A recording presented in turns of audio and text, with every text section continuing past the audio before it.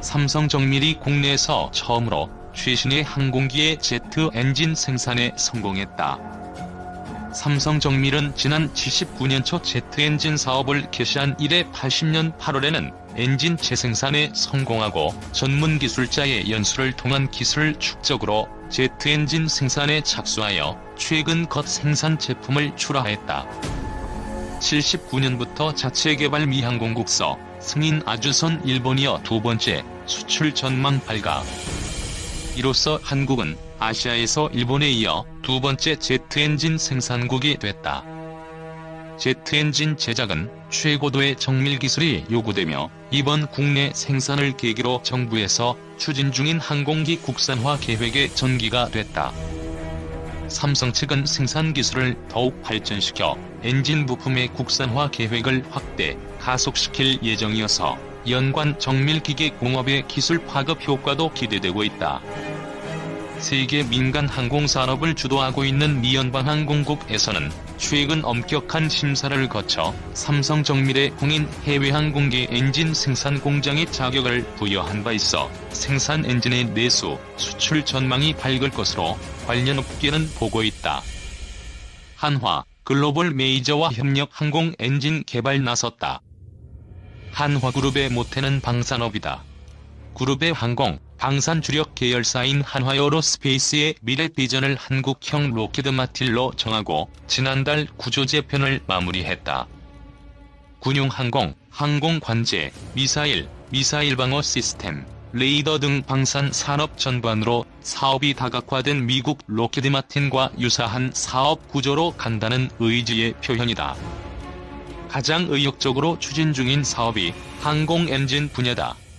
그동안엔 미국 BMW와 GE, 영국 롤스로이스 등 세계 글로벌 메이저 업체가 70에서 80%를 석권하고 있는 시장에서 변방의 후발주자인 한화가 끼어들 여지가 별로 없었다.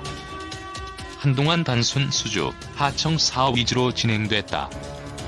삼성으로부터 인수한 한화에어로스페이스는 1979년 항공기 엔진 사업에 진출한 이래 올 6월까지 8,600대 이상의 엔진을 누적 생산한 국내 유일의 가스 터빈 엔진 제조기업이다. 후발주자로서 지난 수십 년간 이들 메이저 업체와 두터운 신뢰관계를 쌓아오면서 결국 글로벌 항공 엔진 파트너로 성장했다는 평가를 듣고 있다. 전환점의 계기는 위험 및 수익을 분담하는 RSP다. 아무리 메이저 업체라 하더라도 새로운 항공기 엔진을 개발하는데 위험 부담이 큰 편이다. 연구, 개발에만 1조 원 이상의 자금이 투입되고 손익분기점을 넘기는데 15년 이상이 걸린다. 이런 이유로 실력 있는 부품 공급 업체를 불러들여 개발을 함께 하고 나중에 발생하는 수익을 배분하는 프로그램이 RSP이다. 이전엔 세계 메이저 업체와 독일 MTU, 영국 GKN, 이탈리아 AVIO 등 소수 업체들만 RSP에 동참할 수 있었다.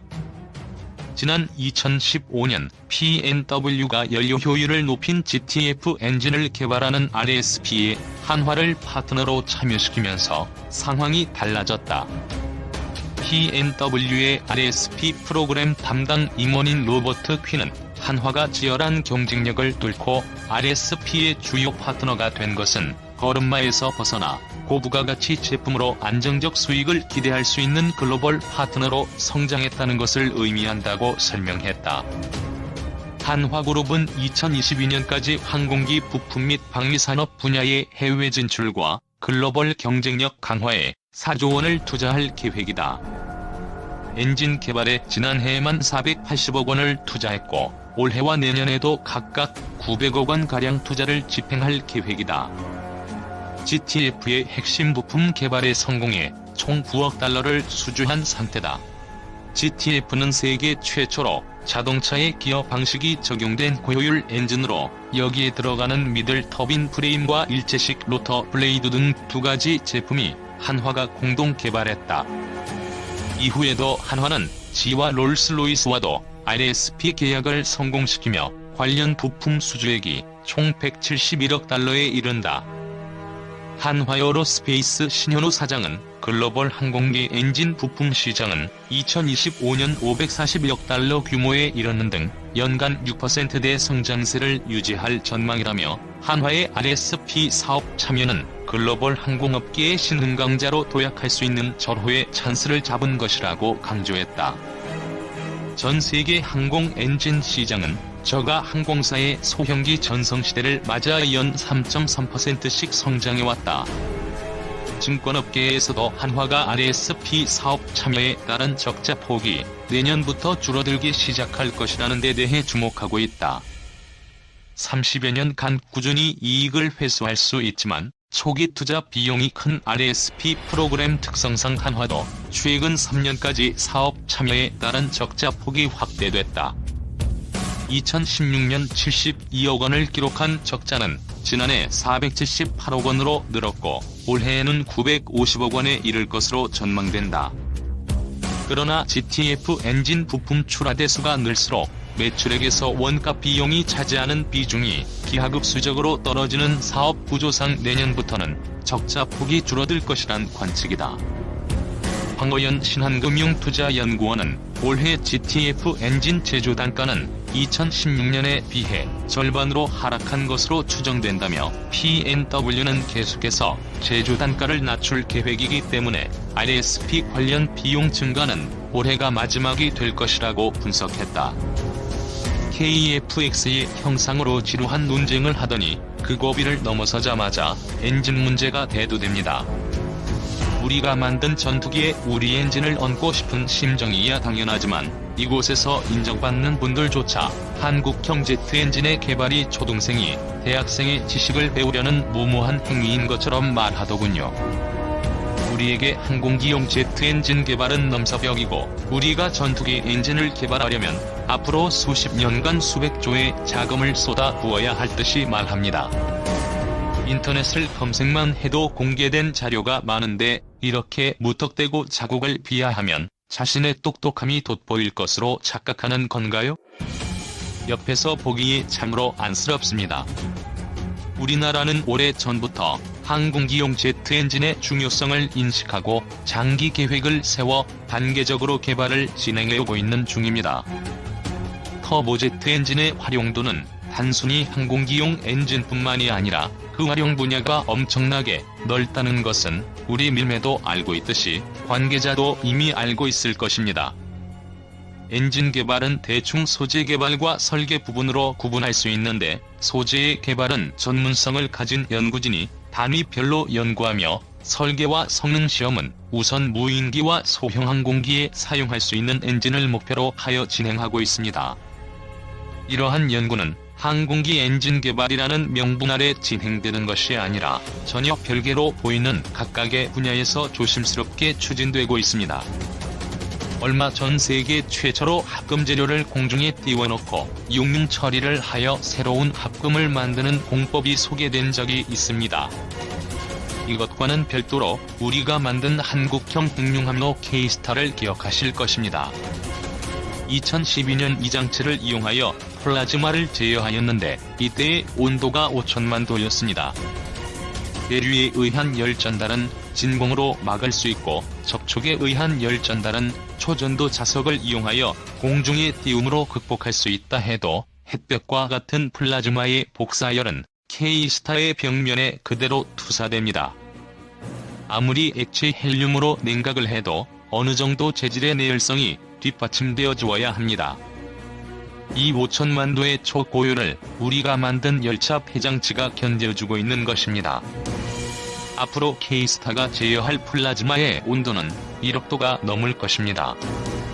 이러한 행위도 일종의 소재 개발에 포함됩니다. 엔진 설계 및 성능 시험에 대해서는 일단 공개된 자료를 찾아보시라고 항공우주연구원 홈페이지를 추천합니다. 현재 추격만 LBF급 중소형 항공기용 터보팬 엔진에 대하여 터빈 입구 온도 1400도C 이상의 조건에서 고압 터빈의 공력 구조냉각 설계 기술 개발 및 시험 평가 기술을 구축하기 위한 1단계 사업을 진행하고 있는데 거의 막바지에 이르렀습니다. KFX에 장착을 희망하는 414 엔진의 추력 22,000lbs에는 많이 모자라지만 개발 속도는 우리 밀매가 예상하는 기간보다는 빠를 것으로 생각합니다. 캐리 홈페이지만 잘 살펴보아도 우리의 엔진 개발 의지를 대충 알 수 있을 것입니다. 더 이상 자세한 이야기는 밀매의 한계를 넘어서는 듯하여 자제하겠습니다. 엔진 개발에 있어서 우리는 어떤 이가 말하는 것처럼 초등생이 아닙니다. 그동안 절치부심하며 개발한 지식도 점점 쌓여가고 있습니다.